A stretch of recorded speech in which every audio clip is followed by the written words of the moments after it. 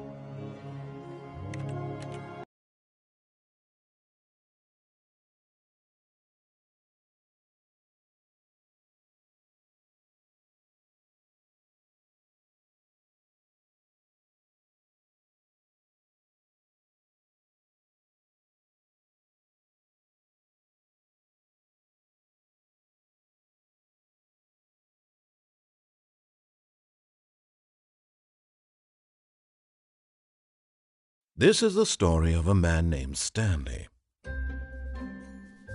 Stanley worked. He was employee number 427. Employee number 427's job was simple. He sat at his desk in room 427 and he pushed buttons on a keyboard. Orders came to him through a monitor on his desk, telling him what buttons to push, how long to push them, and in what order. This is what employee 427 did every day of every month of every year. And although others might have considered it soul-rending, Stanley relished every moment that the orders came in, as though he had been made exactly for this job. And Stanley was happy. And then one day, something very peculiar happened. Something that would forever change Stanley.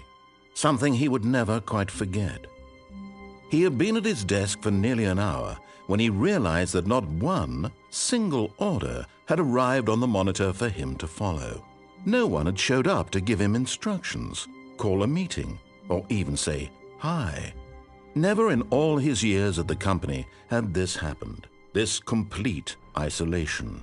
Something was very clearly wrong. Shocked, frozen solid, Stanley found himself unable to move for the longest time. But as he came to his wits and regained his senses, he got up from his desk and stepped out of his office.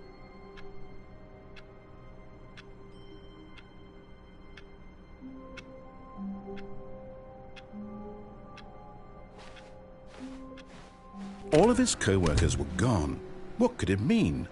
Stanley decided to go to the meeting room. Perhaps he had simply missed a memo. No matter how hard Stanley looked, he couldn't find a trace of his co-workers.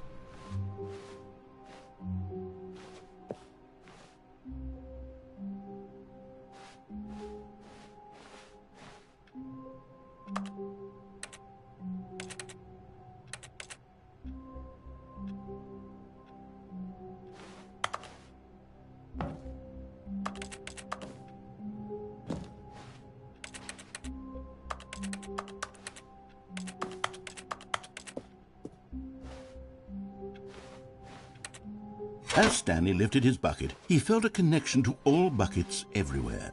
This adventure, he decided, was for all of them.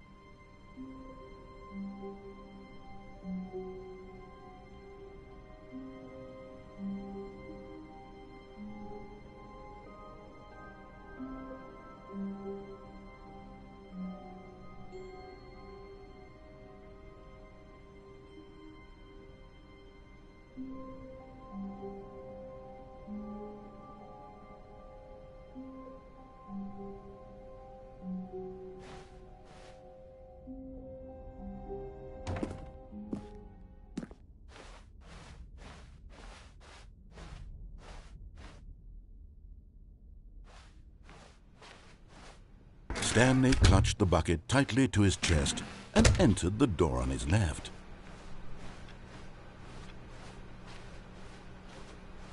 Still no one was here. Stanley needed the bucket's warmth and comfort now more than ever. Perhaps his boss's office was where he'd find answers. Coming to a staircase, Stanley and the bucket walked upstairs to the boss's office.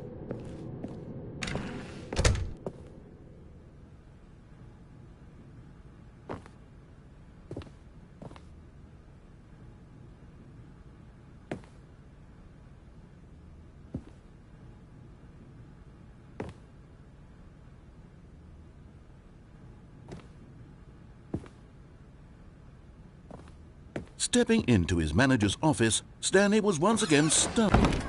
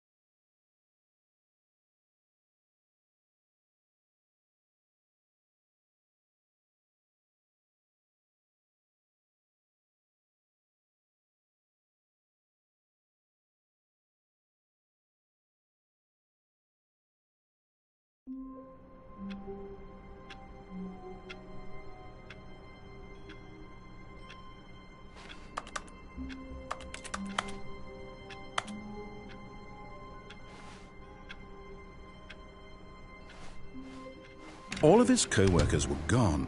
What could it mean? Stanley decided to go to the meeting room. Perhaps he had simply missed a memo.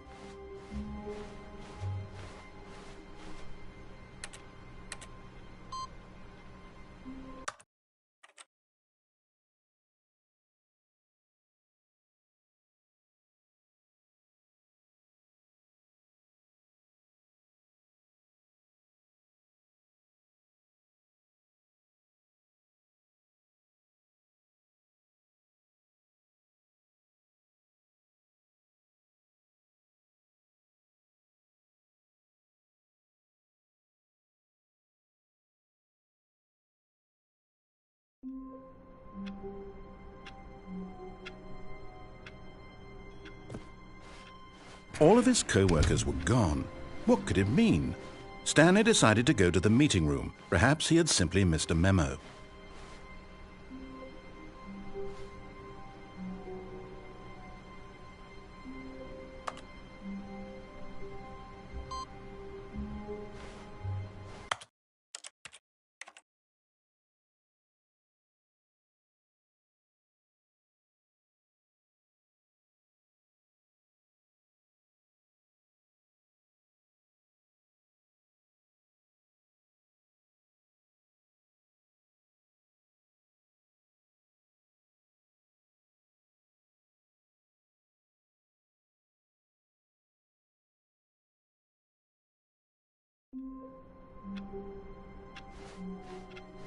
All of his co-workers were gone. What could it mean? Stanley decided to go to the meeting room. Perhaps he had simply missed a memo.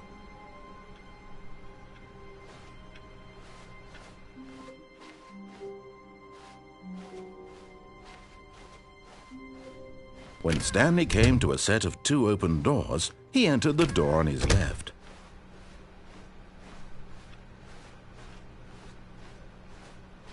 Yet there was not a single person here either.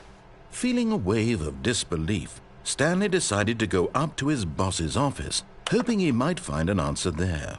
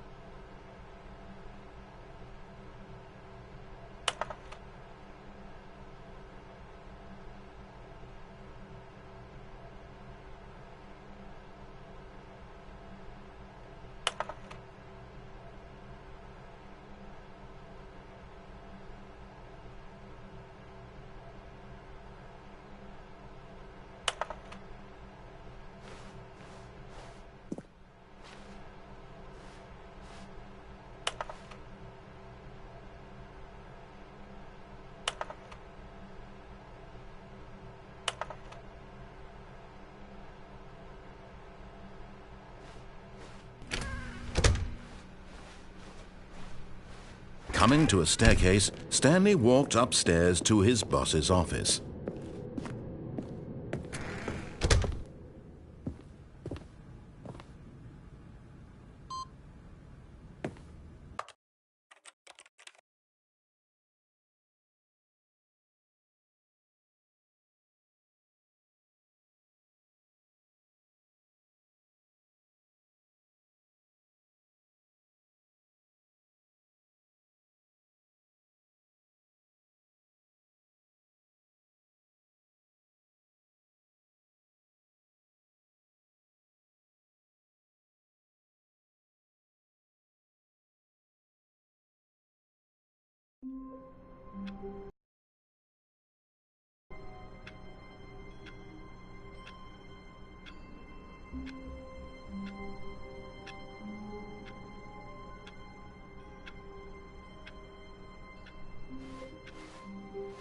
All of his co-workers were gone.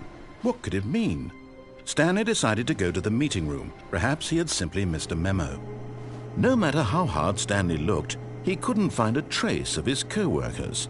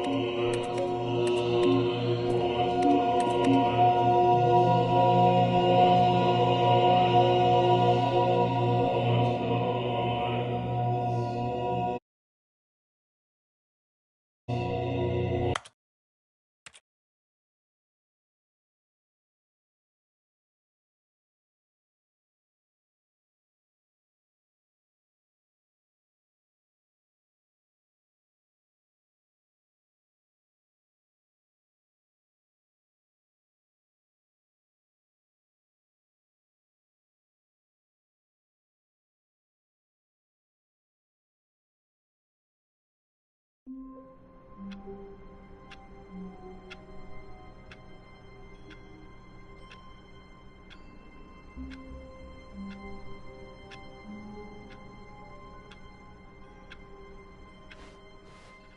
of his co-workers were gone. What could it mean? Stanley decided to go to the meeting room. Perhaps he had simply missed a memo. No matter how hard Stanley looked, he couldn't find a trace of his co-workers.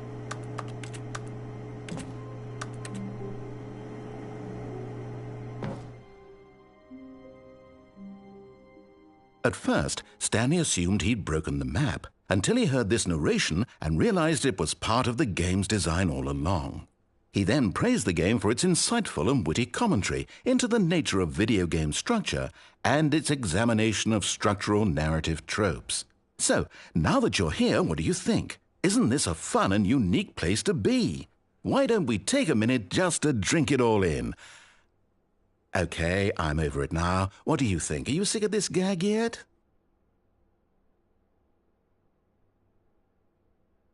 Well, I don't know how to say this politely, but you could literally just restart the game any old time.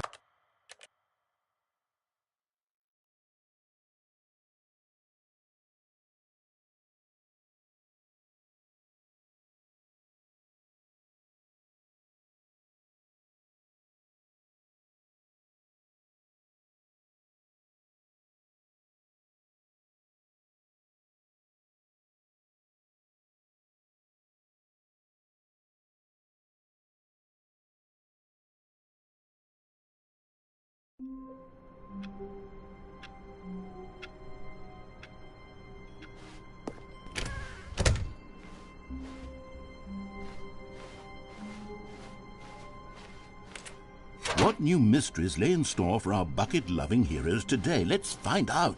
Stanley clutched the bucket tightly to his... This was not the correct way to the meeting room, but Stanley had felt the bucket calling to him, telling him that the employee lounge was simply the place to be. And here it was. Had the bucket turned out to be correct? Well, no, never mind.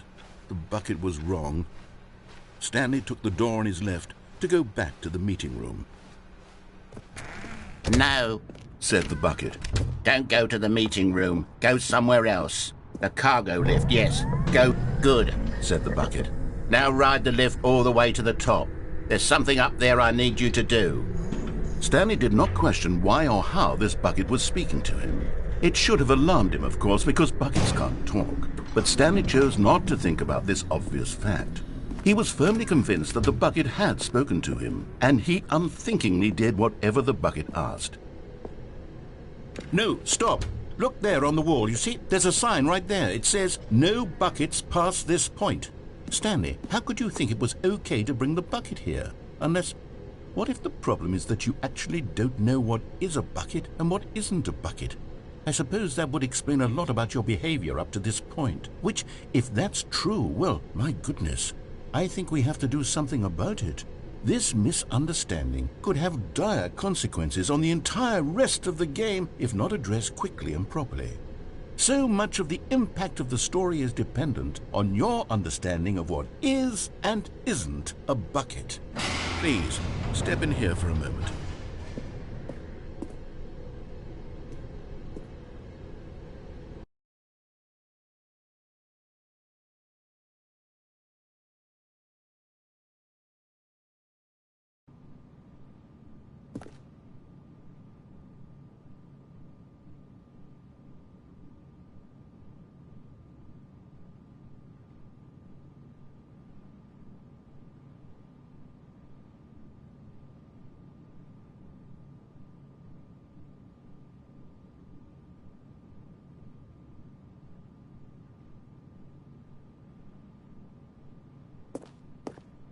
Now then, I'm going to run you through some test scenarios, and you'll tell me whether or not the thing I'm showing you is a bucket.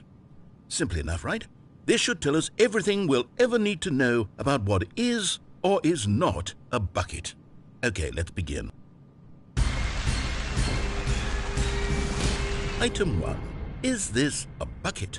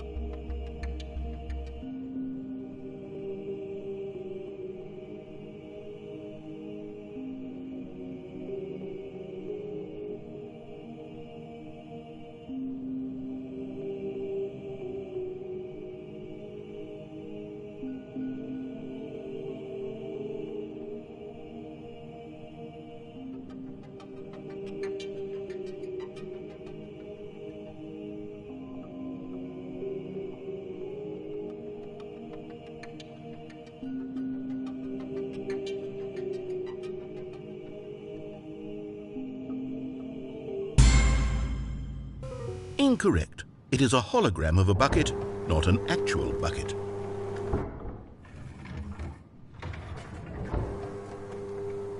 Item 2. Is this a bucket?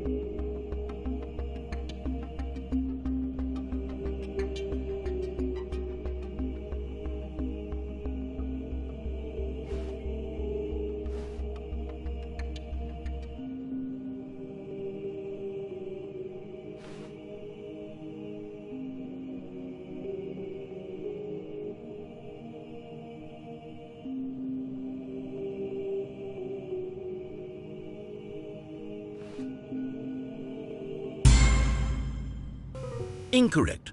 It is a 3D printed recreation of a bucket, not an actual bucket.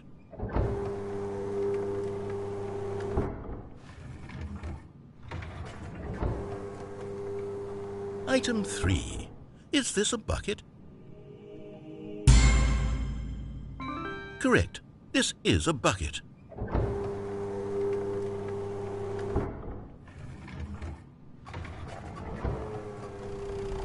Item 4. Is this a bucket? What? Are you hallucinating? This is a tractor. It's an enormous machine that tills the earth. I thought this was a gimmick. How on earth did you manage to screw it up? Absolutely incredible. Let's just move on to the next one.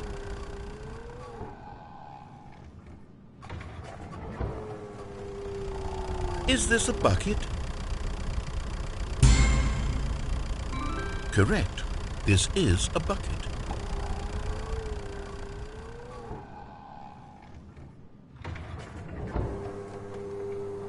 Item 6.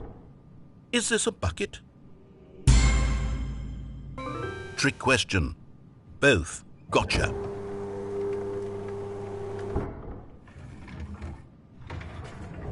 Item... Wait, hold on. I can't find the next one. Let me see. It should be around here somewhere.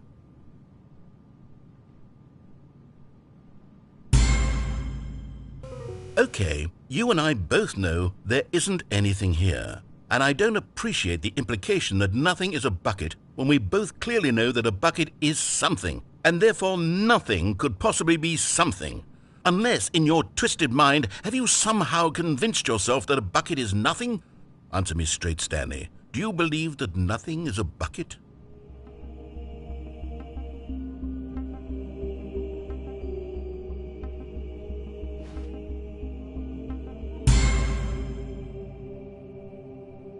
You know what?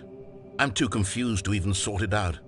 I've lost all sense of perspective. What is a bucket? What isn't a bucket? Mere moments ago I could answer these questions with confidence, and yet now I'm somewhat adrift. Do any of us know what a bucket is? Am I a bucket? Stanley, I can't keep doing this. I'm losing myself, and myself was all I ever had to begin with. I'm afraid the bucket is threatening to tear our relationship apart. I can't have that. I'm sorry, but I'm going to erase all buckets from the game entirely. Okay, here we go.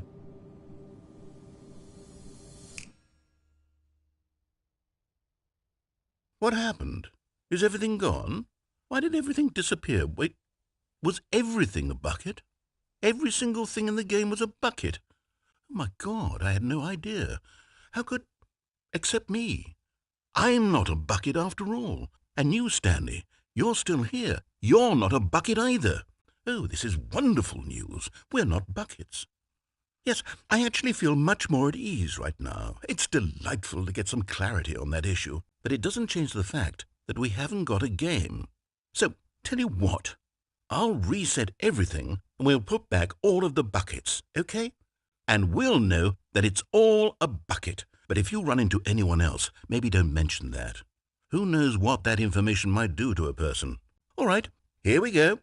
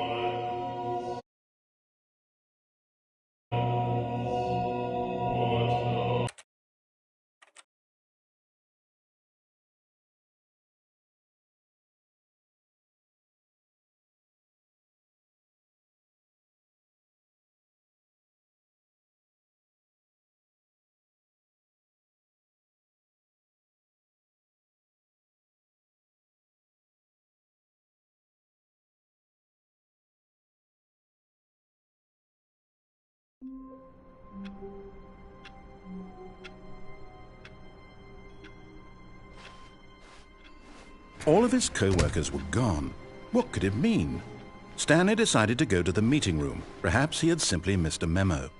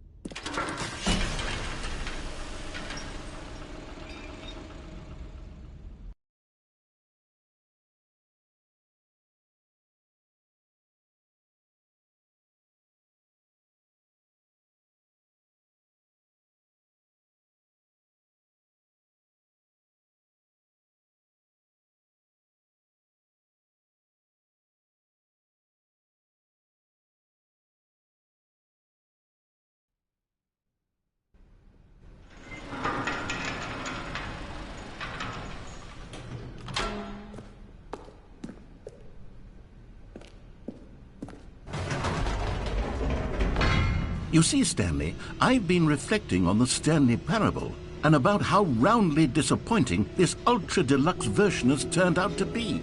The original Stanley Parable was a landmark, and any new content for it should live up to that legacy. So forget this ultra-deluxe nonsense. I say we take it one step even further.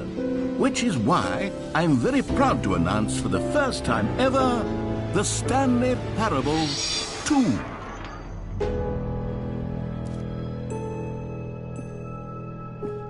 Yes, you see, isn't this far superior to a measly port with a few minor additions? Think of all the new territory we'll cover with a fully fledged sequel, an entirely new experience, built from the ground up. Why, there are so many possibilities. It could go in so many different directions.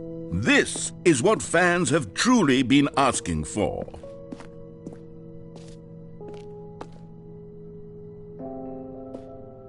Calling it the Stanley Parable 2 is just so much catchier than Ultra Deluxe, don't you think? Ultra Deluxe? What does it even mean? But the Stanley Parable 2, now that's an artistic statement right there. It's future-oriented. It screams progress and innovation and long-term franchising potential.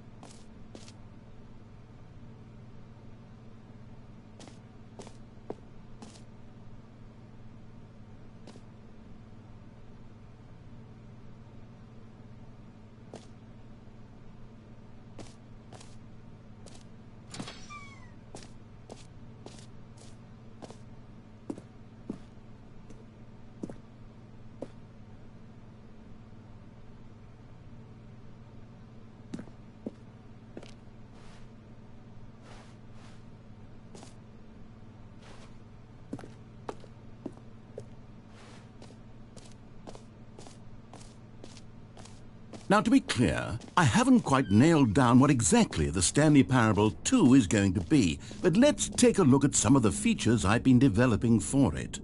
I figure that if I can loosely organize a handful of interesting concepts, that surely the game will sort of naturally spring up around them. It'll all work itself out. Game development is much more of a fuzzy magic than anything scientific or logical, really.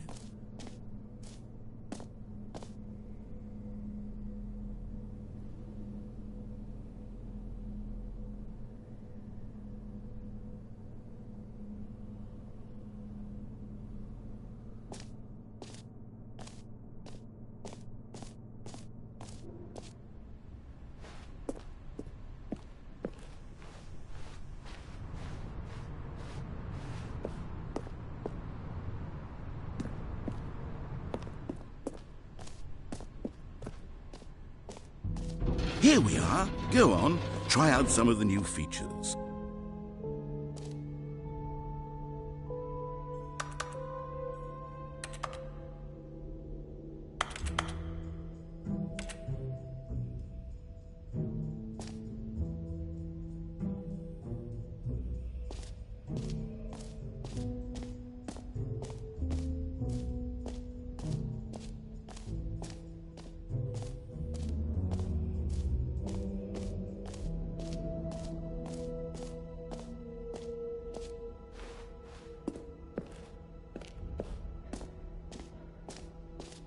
Okay, I'll be honest, I haven't yet decided on this one.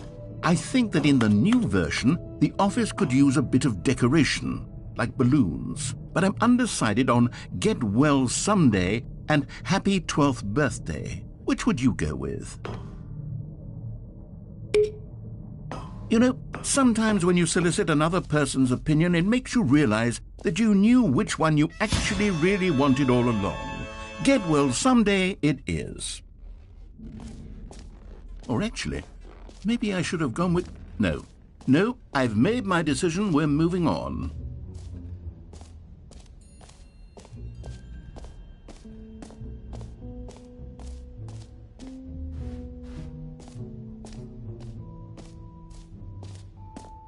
For the Stanley Parable 2, I asked myself, what do players really want? And of course, the first and most obvious answer is that they want to be individually recognized and validated as people. So with that in mind, my first addition to the game is this button which speaks the name of the person playing the game. Isn't that wonderful?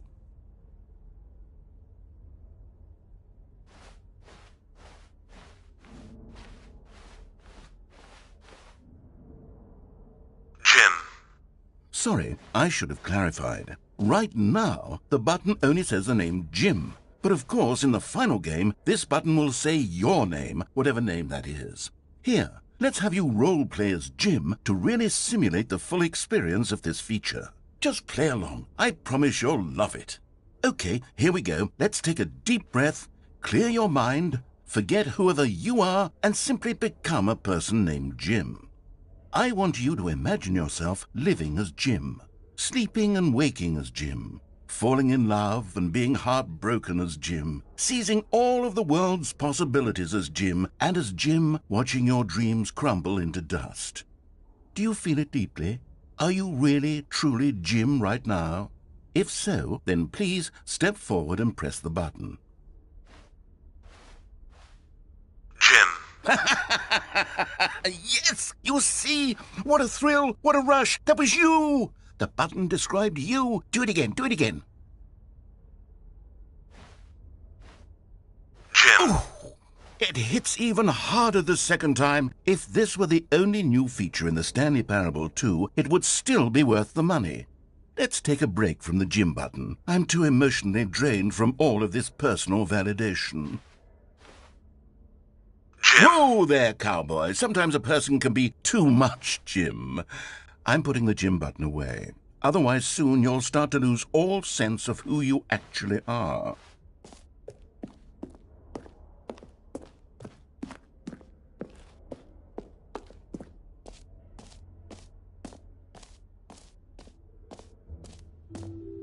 I suppose I could allow only people named Jim to play the Stanley Parable 2. That would actually save me the work of finishing this feature. An epilogue would be fun, wouldn't it, Stanley? Yes, it would go at the end of the, Well, we'll figure that out later.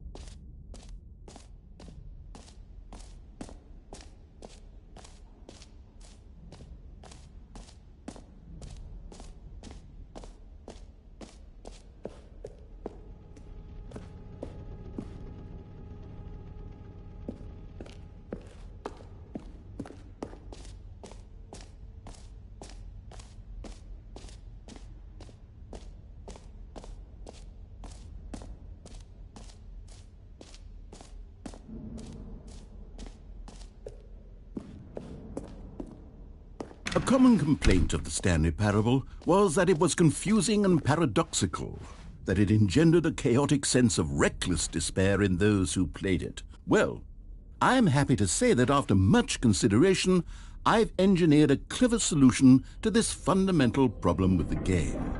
It's the Stanley Parable Reassurance Bucket. You see, Stanley, anytime you're holding the bucket, a sense of calm and ease will fill your mind and your heart. It's true. As long as you hold on to the bucket, the many disorienting contradictions of the Stanley Parable will feel perfectly normal and perhaps even comforting. You may even come to long for the gentle embrace of jarring cognitive dissonance while the bucket is in your arms. And to be honest, it's a much more convenient solution for me than actually redesigning the game to be less uncomfortable. Can you imagine what a pain in the ass that would be? Yes, the bucket is the perfect solution. Come on, give it a try. Can you feel it? The glow of comfort, even in the face of crushing despair, must already be sweeping through your body. Can I say that I do believe the bucket lends you an air of charisma as well? I think that just holding it has made you the slightest bit more attractive as a person. The benefits of the bucket seem to go on, don't they? All this and more await you in the Stanley Parable too.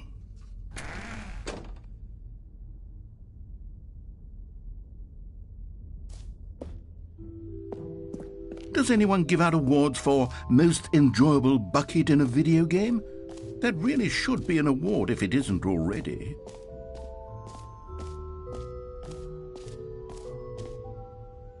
You know what, Stanley? I actually think the jump circle was a pretty good idea. I'd like to hang on to that for the sequel.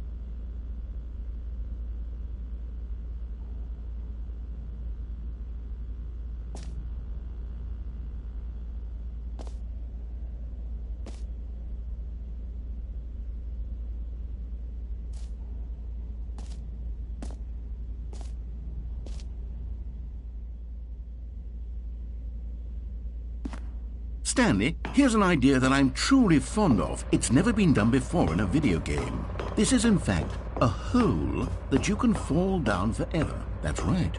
Infinite falling. You can fall until the end of time, if you like. A stunning leap forward for video games as a medium.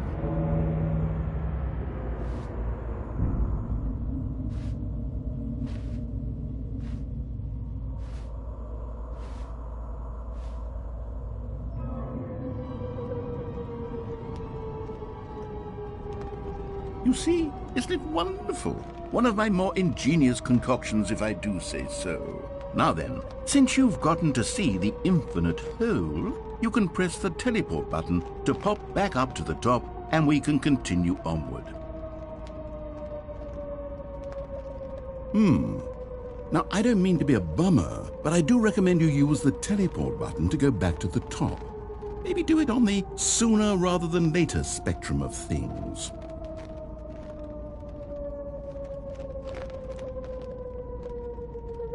Okay, Stanley, I don't know quite how to say this tactfully, but it's possible that I slightly exaggerated the infinite nature of the hole.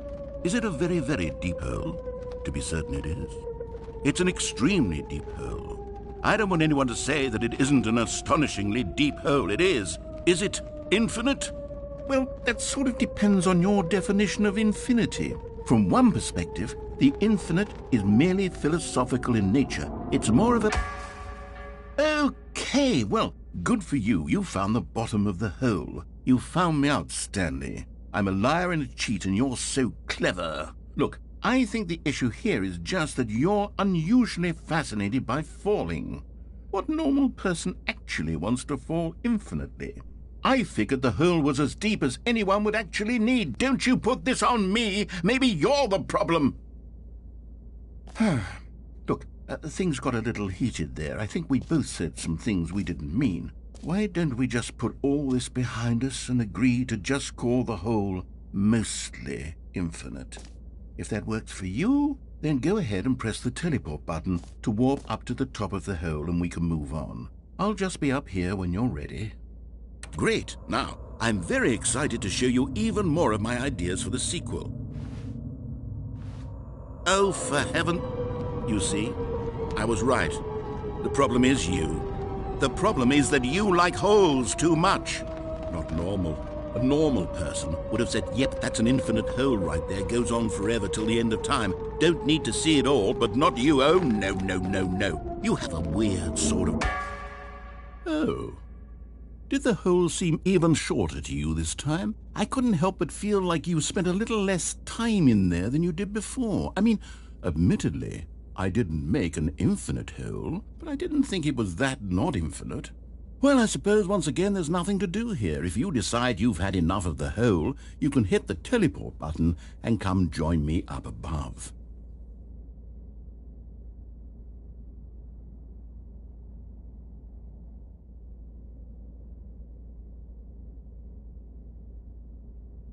Had enough? I'm positively thrilled. I really do have so much more to show you and to talk about, and I've had enough of the hole for a lifetime.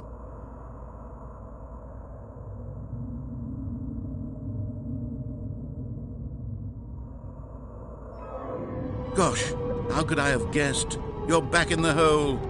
If this starts to become a thing where... Wow. Okay.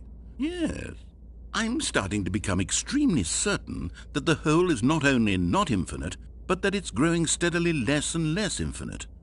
I suspect that I'm starting to hit the point where it's no longer feasible to call the hole infinitely deep, even by the lax overall standards for accountability and marketing. What's going on here?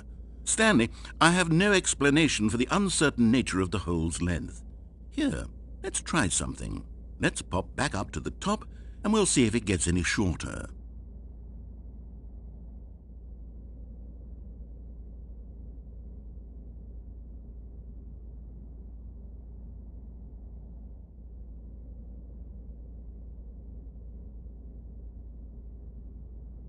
Well, there it is. The shame of my lie has come to haunt me. Not only is the hole not infinite, but it's barely even a hole at this point.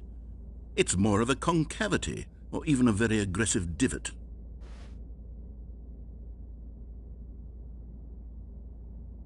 How is this still appealing to you? I know you're obsessed with holes, but at this depth, I just can't see this scratching the itch. Oh, who am I to judge? You just do whatever it is you're here to do and hit the teleport button when you're ready to move on.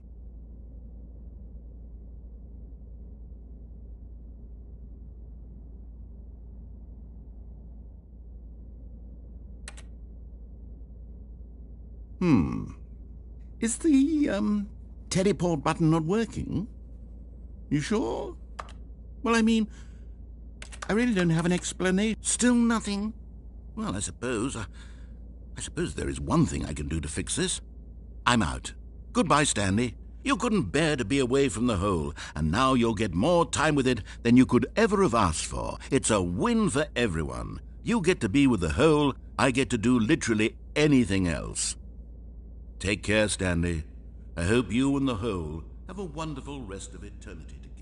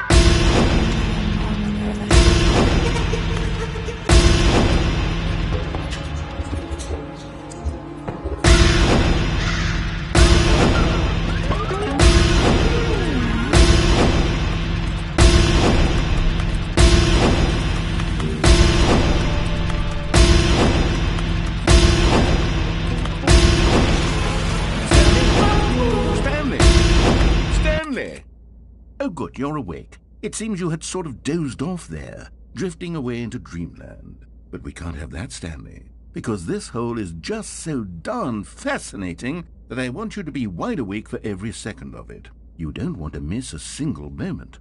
So, if I just pop in from time to time and wake you up to keep you really, truly focused on the hole. From the looks of things, you and I will have many, many years here in this hole, and I'm looking forward to all of them. Stay alert, Stanley. I'll be back. Toodlepip.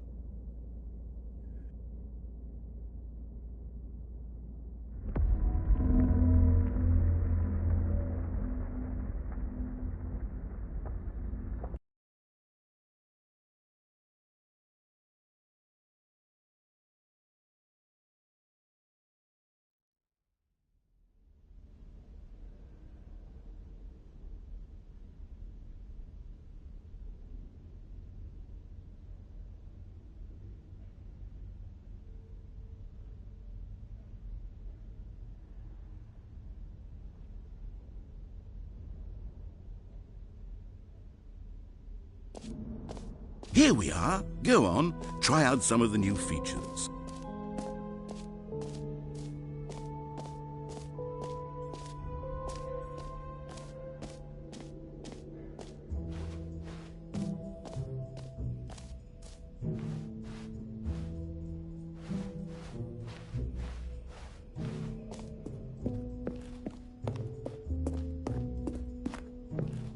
All right, have you seen everything you wanted to? Ready to move on now?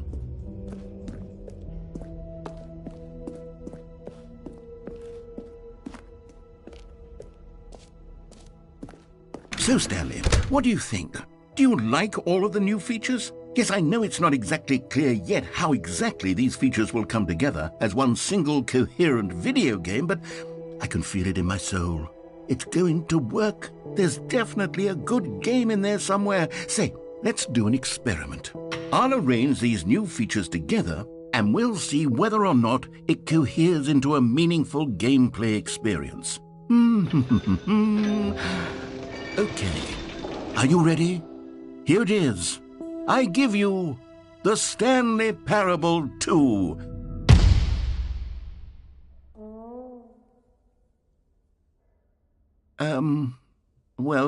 I mean, there's potential here, right? It's sort of... Okay, never mind. Hold on, let me do a different arrangement. Okay, yes, this is much better. I feel good about this. Here we go, version 2. Who am I kidding, Stanley? This isn't a coherent video game at all. It's a lot of gags. And I do very much enjoy creating gags, but they don't add up to anything. I wanted more than anything to create a sequel that would capture all the magic of the first game. I wanted fans to love it. No matter how good these gags are, they won't stand on their own. They would need the structure and the gameplay of the original. Wait, maybe that's it. I can take the original Stanley Parable and simply, well, insert a few of my new features into it. Tastefully, of course. With respect. With care for the vision and integrity of the original game. Would it possibly work? I suppose it could. But it would need a really, really tremendous title screen. A title screen that says with bold and uncompromising conviction, "This is the Stanley Parable 2. Let me see if I can whip something up. All right, perfect. Go ahead. Take a look.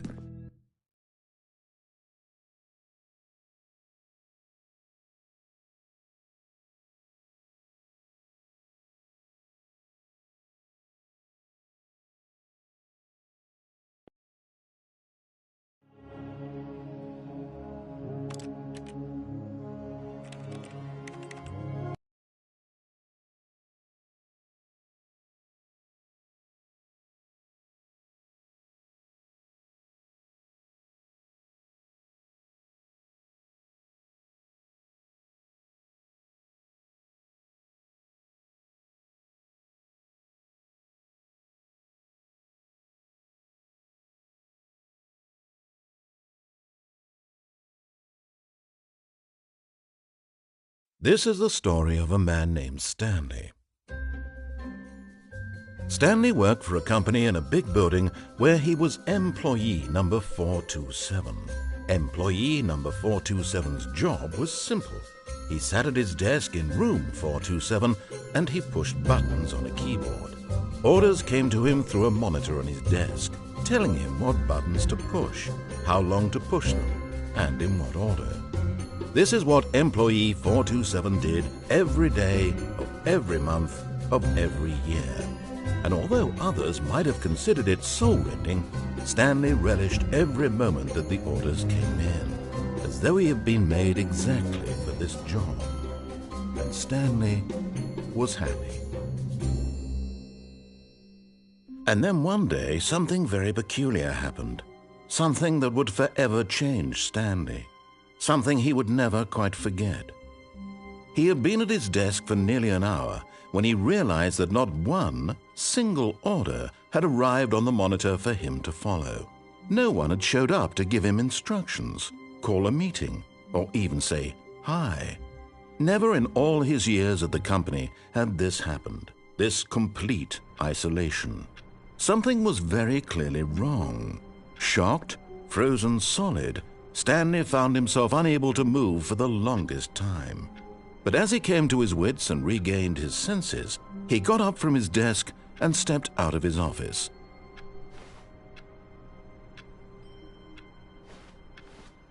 All of his co-workers were gone. What could it mean? Stanley decided to go to the meeting room. Perhaps he had simply missed a memo. No matter how hard Stanley looked, he couldn't find a trace of his co-workers.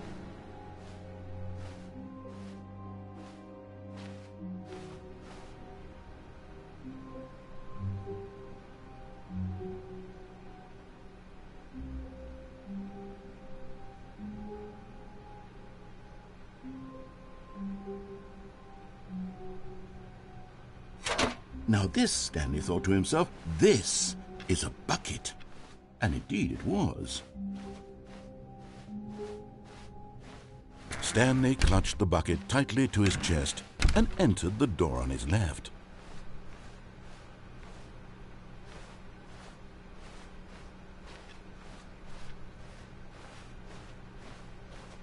Still no one was here. Stanley needed the bucket's warmth and comfort now more than ever.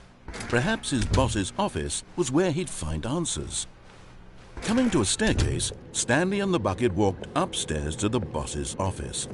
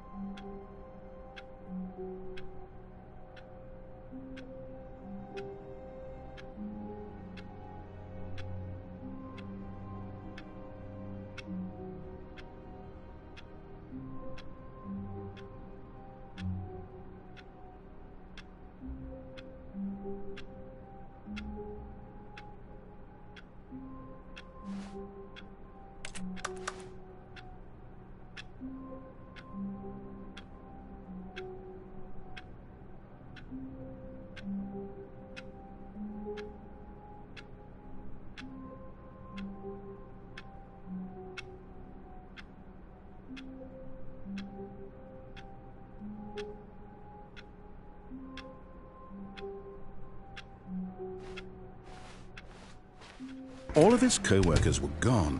What could it mean? Stanley decided to go to the meeting room. Perhaps he had simply missed a memo. No matter how hard Stanley looked, he couldn't find a trace of his co-workers.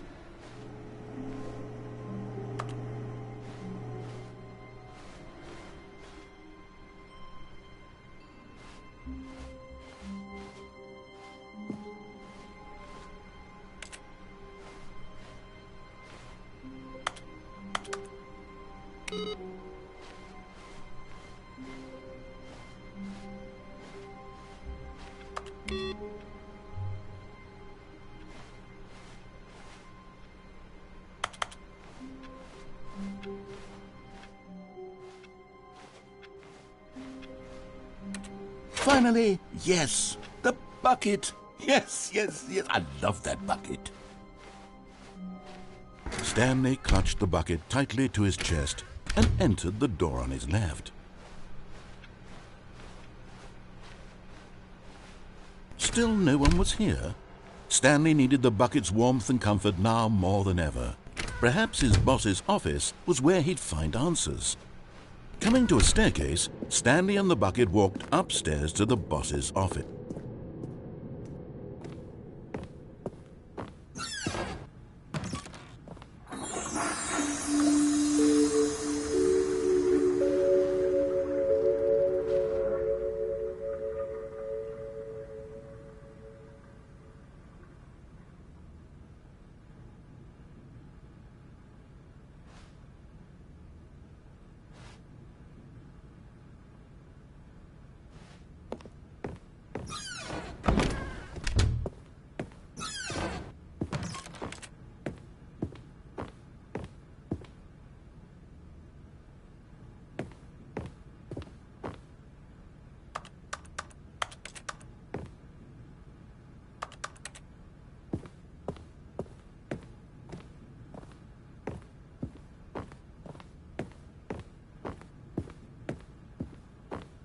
Stepping into his manager's office, Stanley was once again stunned to discover not an indication of any human life.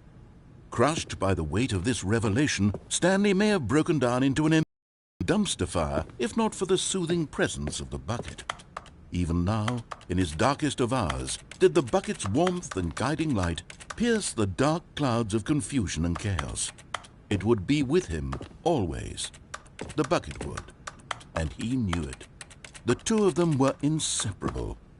At this point, Stanley was so absorbed in the tender spiritual connection he shared with the bucket that he didn't notice the keypad behind the boss's desk. Nor in his bliss of simply being near the bucket did he have any notion that the PIN number for the keypad was 2845.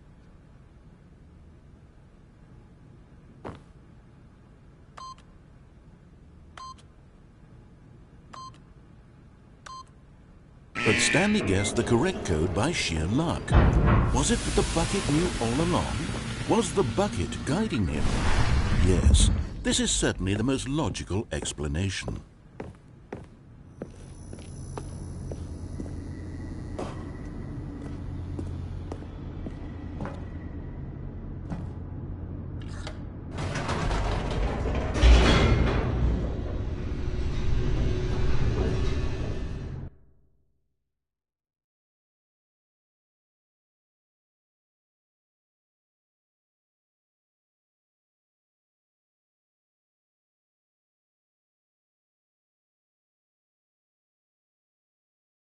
The elevator raced downward, plummeting towards an unknown fate. It would be all Stanley could do to keep himself together, if not for the bucket. Soothing him, comforting him, reassuring that in this darkest moment of uncertainty, he would be all right. The bucket is here for you, Stanley. Everything will be fine.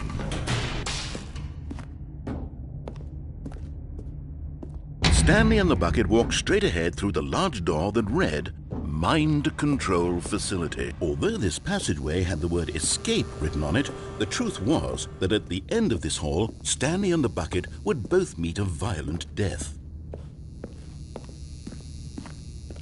The door behind them was not shut. Stanley and the bucket still had every opportunity to turn around and get back on track. At this point, Stanley and the bucket were knowingly walking forward into a very painful death for each of them.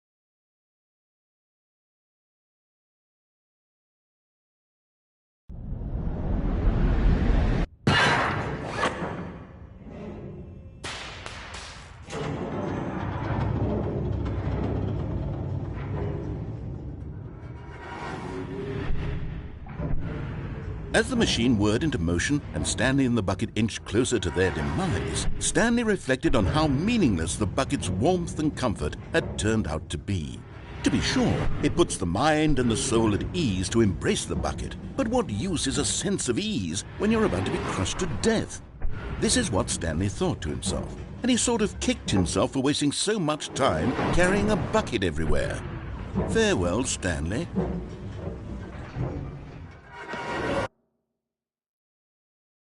"Farewell, Stanley," cried the narrator, as Stanley and the bucket were led helplessly into the enormous metal jaws. In a single visceral instant, the bucket's life came to an end, as it was crushed violently to death.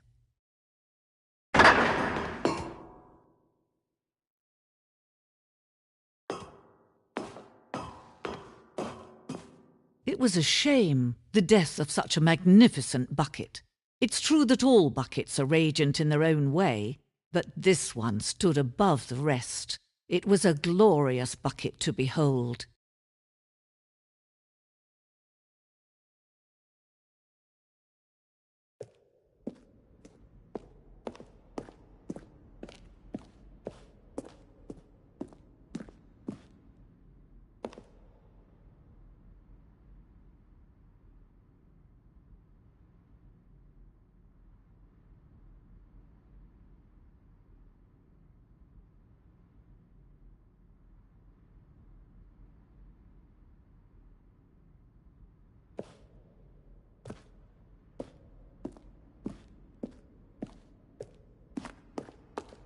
Can you see how arrogant it was for Stanley to take a bucket like this and to claim it for his own?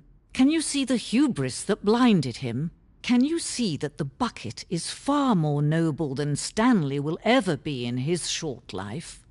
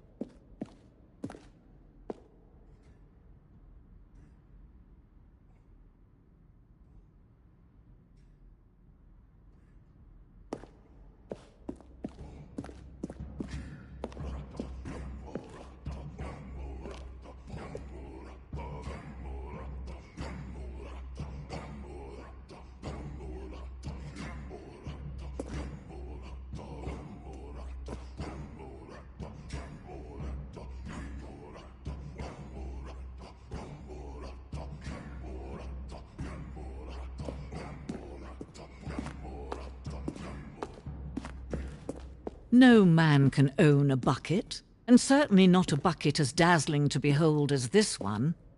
It is man who should kneel before the bucket.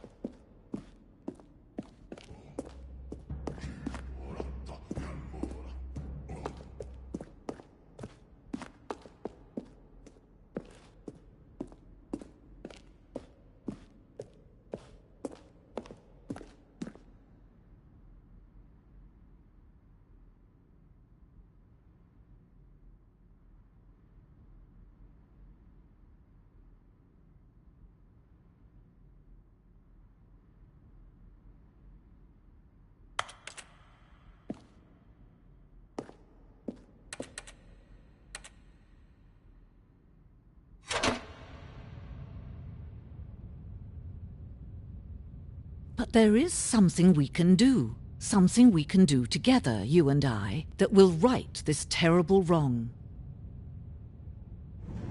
Let Stanley die. Let him be crushed by the machine. Don't reset the game. Don't give him another opportunity to run off with another beautiful bucket.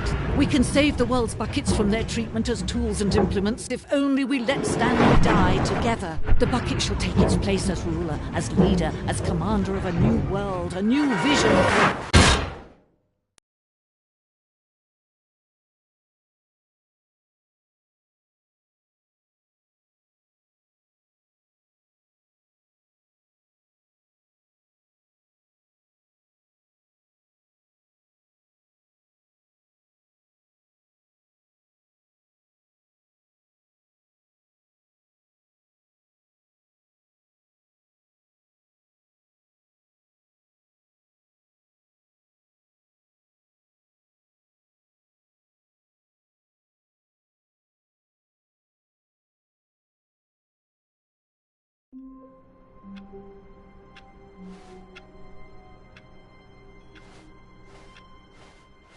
All of his co-workers were gone.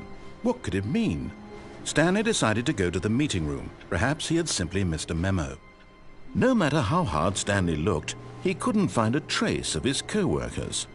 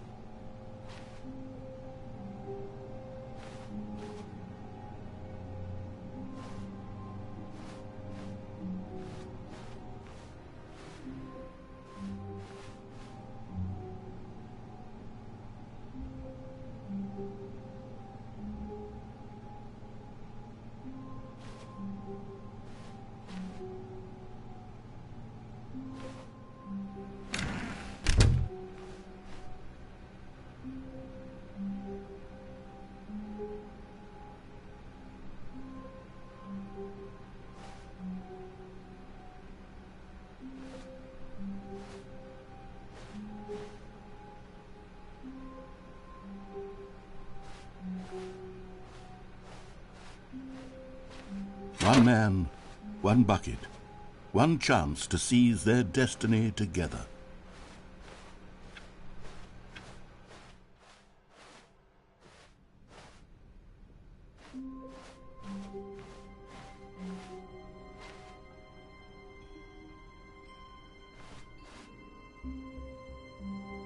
Stanley clutched the bucket tightly to his chest. This was not the correct way to the meeting room, but Stanley had felt the bucket calling to him, telling him that the employee lounge was simply the place to be. And here it was. Had the bucket turned out to be correct? No, never mind. The bucket was wrong. Stanley took the door on his left to go back to the meeting room.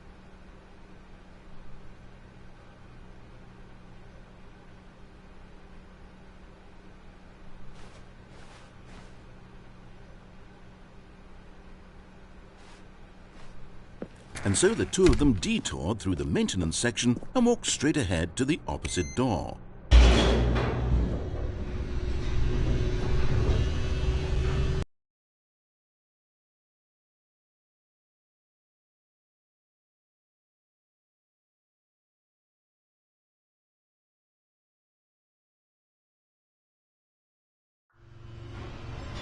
Oh, good, Stanley. I'm glad you found your way here. I knew you'd find this place eventually.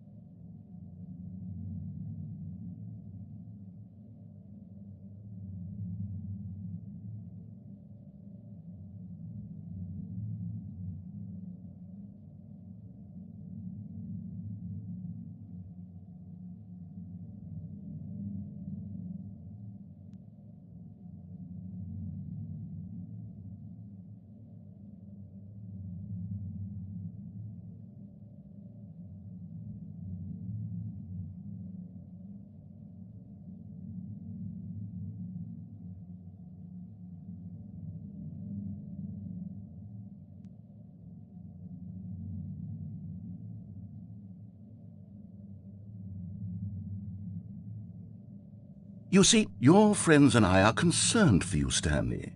We've come together here because we care about you very much. It's this bucket you're carrying around everywhere.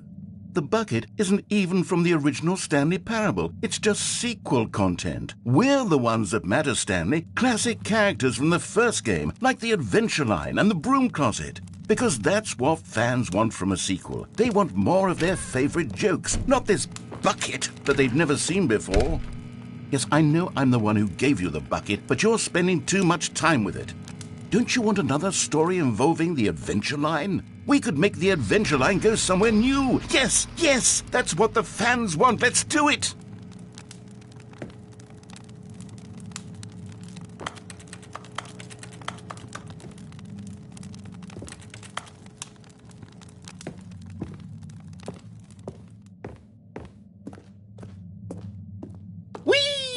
Look at that wacky line. Who knows where it'll go off to next? Oh, and it played some silly music as well.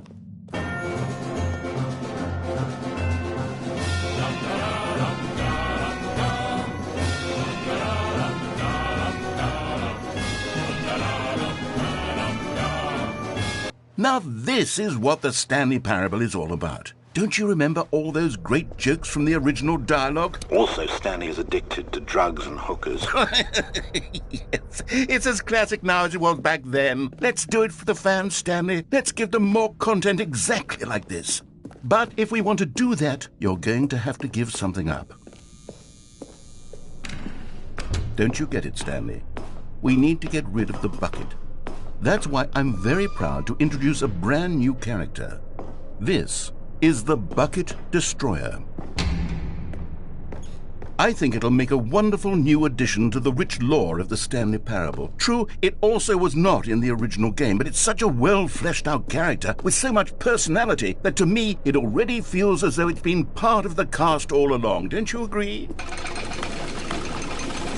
Can you guess what the Bucket Destroyer does? Surely you don't need me to spell it out for you. Go ahead now, Stanley. Say goodbye to the bucket, and then pop it into the machine when you're ready.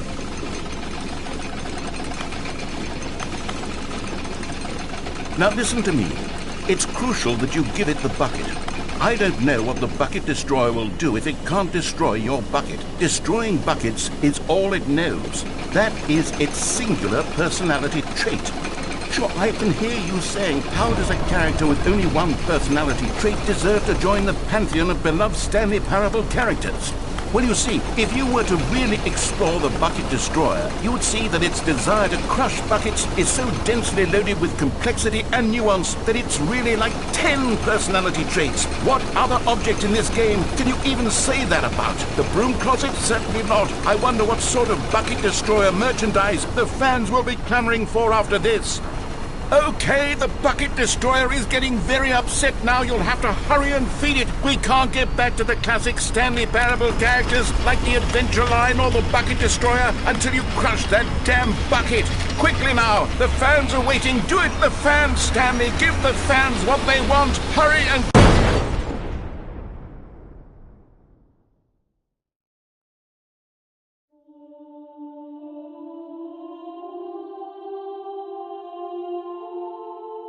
The Bucket Destroyer, my prized creation. You had so much potential.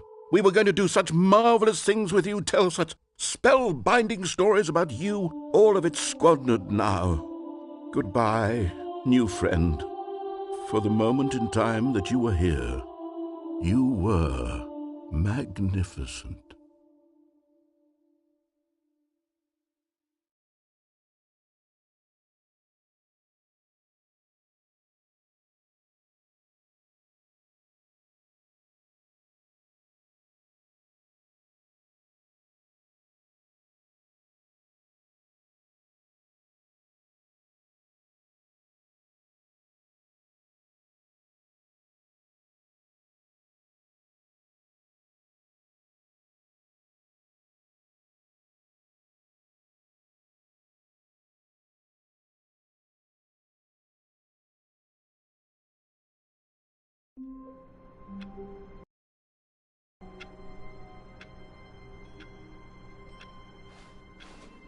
All of his co-workers were gone. What could it mean?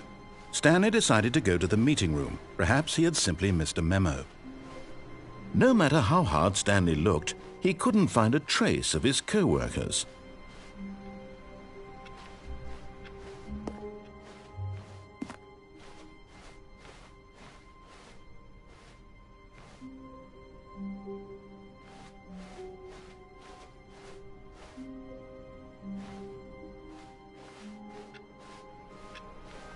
It's bucket time.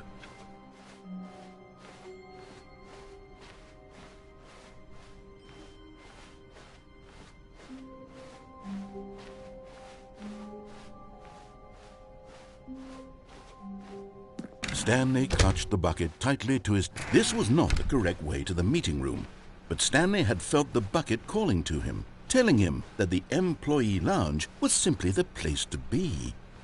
And here it was. Had the bucket turned out to be correct? Was this better than the meeting room? Yes, Stanley thought to himself. No, never mind. The bucket was wrong. Stanley took the door on his left to go back to the meeting room.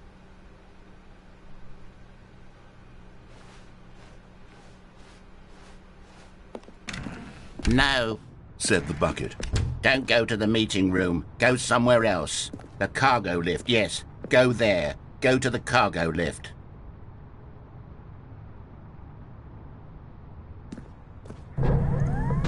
Good, said the bucket. Now ride the lift all the way to the top. There's something up there I need you to do. Stanley did not question why or how this bucket was speaking to him.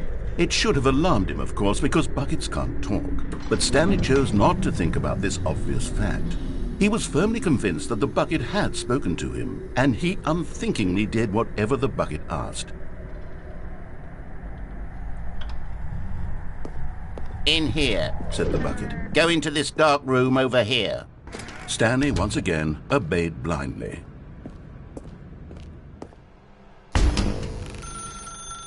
Now pick up the phone, said the bucket. Pick up the phone. Whoa, hold on. Why did you unplug the phone? Were you trying to resist the bucket's orders? Stanley, I was joking. Obviously, the bucket isn't talking to you and telling you to do things. Buckets can't talk. It was a joke. Don't you get the joke? It's funny, Stanley. A talking bucket. Can't you see? Oh, goodness. I must have really bungled up the delivery if you actually took me seriously. Where did I mess up the joke? Should I have paused for longer or spoken quicker? Comedic timing is so difficult. I wish I were better at it. But there isn't exactly an instructional video on comedy that one can watch to fully... Oh, wait, yes, there is. It's sitting right here. Let's take a look. What is comedic timing? What is comedic timing? How does it work? How long should it last? How can it be used to effectively silence your political enemies? And more importantly, can it be taught in its entirety within 90 seconds? Thankfully, the answer to all of these questions is yes. Let's dive deeper. If you've ever told a joke or made someone laugh, in all likelihood, you did it while standing 50 to 80 centimeters from them in a room of no more than 76 degrees Fahrenheit, with one of your arms raised straight upward at a 15-degree angle from your body. These are the optimal conditions for good comedic timing. To begin the joke, start by stating and spelling your name. Next, provide a brief synopsis of the joke, including the specific times at which the recipient of the joke will laugh, and then spell out your name a second time. With these steps complete, it's time to begin the humor. Speak the entire joke in no more than 18 seconds and no less than 13 and a half, pausing only for bathroom breaks when necessary. When the joke has concluded, it is customary to inform your listener that the joke is over by declaring in your loudest possible voice, "I'm Dunny with the funny." Let's practice screaming, "I'm Dunny with the funny" now.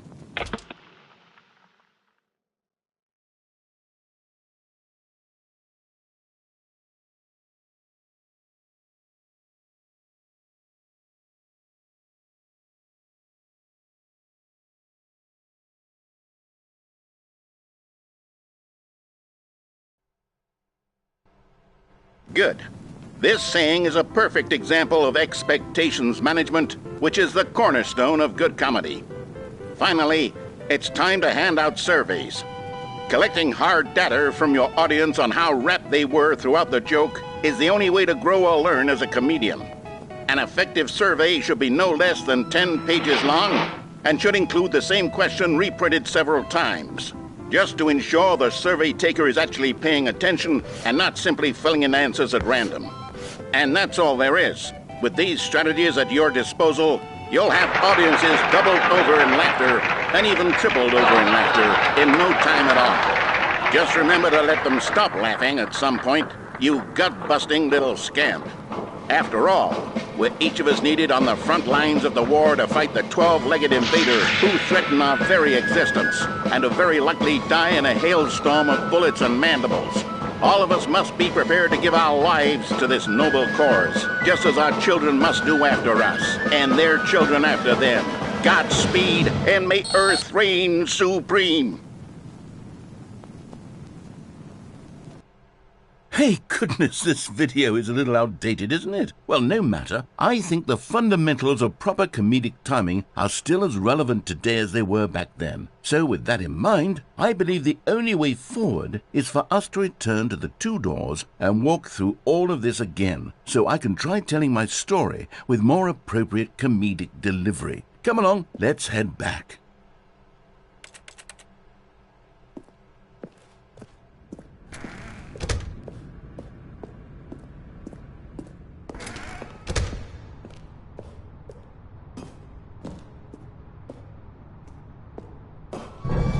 I can feel it. This time, I'm really going to nail the delivery. You'll be in stitches. A talking bucket, you'll say? How ridiculous. How absurd. What a hilarious concept. The king of comedy. That's what you'll call me. Thank goodness we had the instructional video. Otherwise, who knows where we'd be right now. Well, I wouldn't be the king of comedy, that's for sure. The bucket spoke to Stanley. The bucket spoke. The bucket spoke.